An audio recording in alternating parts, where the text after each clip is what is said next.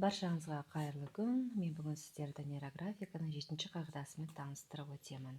Нейрографиканың 7-ші қағидасы ол сурет жазықтығы шекарасыз. Бұл қағиданы біз қалай түсінеміз? Негізі нейрографика сананы кеңейтуге, ішкі кедергілерді жеңуге және шексіз мүмкіндіктер әлемінде шешімдер табуға бағытталған. Егер де біз мысалы осы қағазды өзіміздің санамыз деп алсақ, егер де сөйтіп алсақ, біз деген оның өмірге осындай призммен қараймыз, осындай призммен қараймыз деп айтайық, осы қағаздай. Бірақ та нейрографиканың қуаты сонша, біз деген оны шекарасыз деп айта аламыз. Яғни біз осындай оймен жүріп, ойлап жүріп, біз деген оны кеңейте аламыз деген ғой. Яғни біздің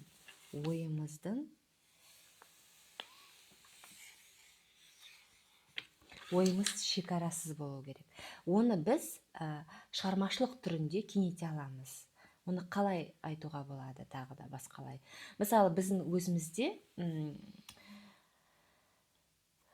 қалай айтсам екен, өзімізге шектеулерден шығуға мүмкіндік берсек, егер де біздің өмірімізде қалыптасып қалған бір, яғни біздің осы дүниеге келгенде біздің жанұямыздың әсері, ортаған қоршанның әсері, немесе өзіміздің жеке басымыздан өткен бір ситуациялардың теріс жағы біздің бүкіл өмірімізге әсер ете алады. Бірақ та нейрографика арқылы біз сол шектеулермен, сол жаңағы теріс сенімдерді біз оны жаңағы біздің шектеулеріміз, сенімдеріміз бір қалыптасып қалғанда, сырттан келіп бізге әсер еткен, немесе өзіміздің басымыздан өткен тәжірибелер өмірге әсер ете алады. Бірақ та нейрографика арқылы біз осы құрал арқылы біз өзіміздің ішіміздегі болып жатырған әлемге назар аударсақ, біз соған сол программаларға әсер ете аламыз. Ең бірінші қадам, біз оны мойындау керекпіз. Мысалы, менде осындай бір сенім бар. Ақша туралы болсын, мүмкін қарым-қатынастар туралы болсын.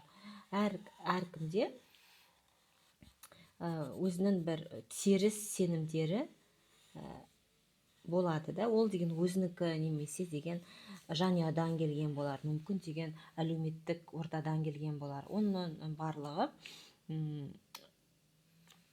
біздің санамызда программа болып қалады. Енді нейрографика арқылы біз деген осы сенімдерді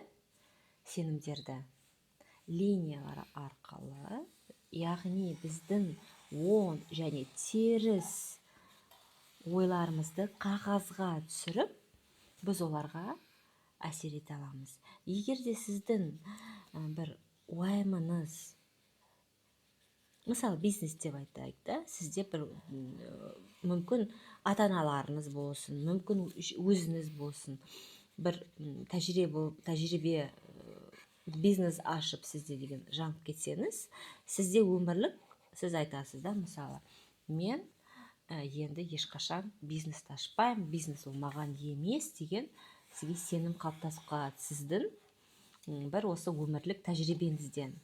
Бірақ та өмір өте сіз деген тағы да бизнес ашқыңыз келеді. Бірақ та сіздің бұрынғы сеніміңіз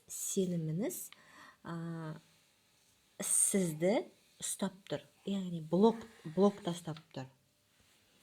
Сізге деген бастаймын десеңіз жаңа бизнесті, сіз деген бұрынғы оқиғаны есіңізге алып, сіз деген өз-өзіңізге жол жабасыз. Енді осы нейрографикада, яғни сурет жазықтығы шекарасыз дегенде, біз өзіміздің, яғни болған өмірімізде ситуацияны, несі қайда екен? Өмірімізде болған ситуацияны осы қағазға түсіріп, оны біз моделировать етеміз. Моделировать етеміз дегеніміз, яғни оны біз сол ойларымызбен біз жұмыс жасаймыз. Өзіміздің қандай қателіктеріміз бар, өзімізде қандай ресурстар бар деп, өзіміздің қатемізден сабақ алып, енді сол қателерді жасамауға және басқа стратегия құрып бизнесті бастауға болады.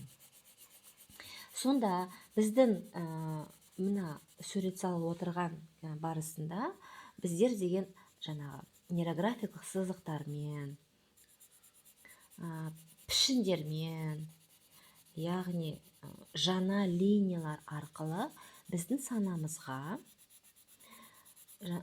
санамызға белгілі бір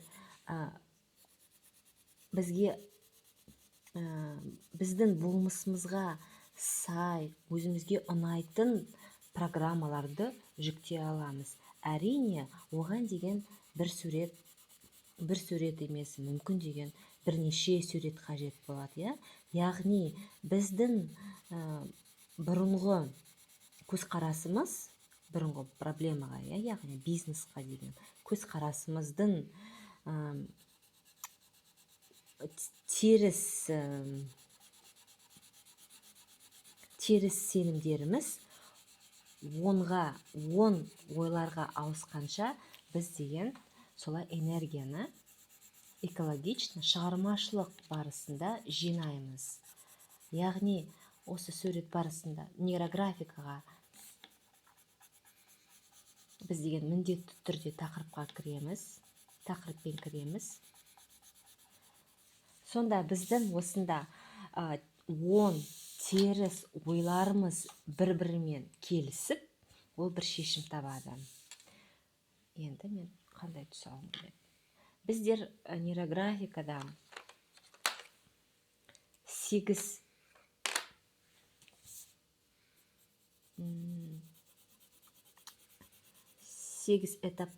қадамнан тұратын алгоритмдан өтеміз. Сонда адам баласы өзінің ішінде болып жатырған шайқасты осы қағаз бетінде шеше алады. Адам баласы осы өзіне мазалап жүрген тақырыбын экологично деген осы ғой. Сен осы қағазда барлығын шешіп, бір керемет инсайт, идеялар, ойлар сізді қуып жетіп алады. Әрине, ол деген уақыт керек.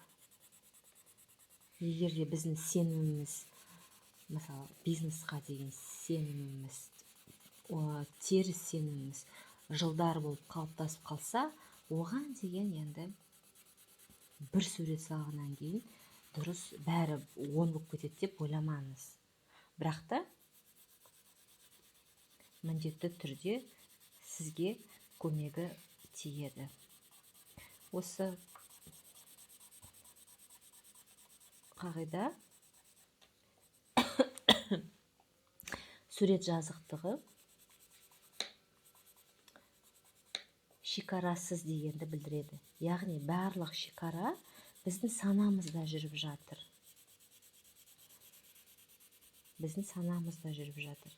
Енді сол ойды біз шығармашылық түрінде шеше аламыз. Әрине, ол қысқаша видеода барын түсіндіріп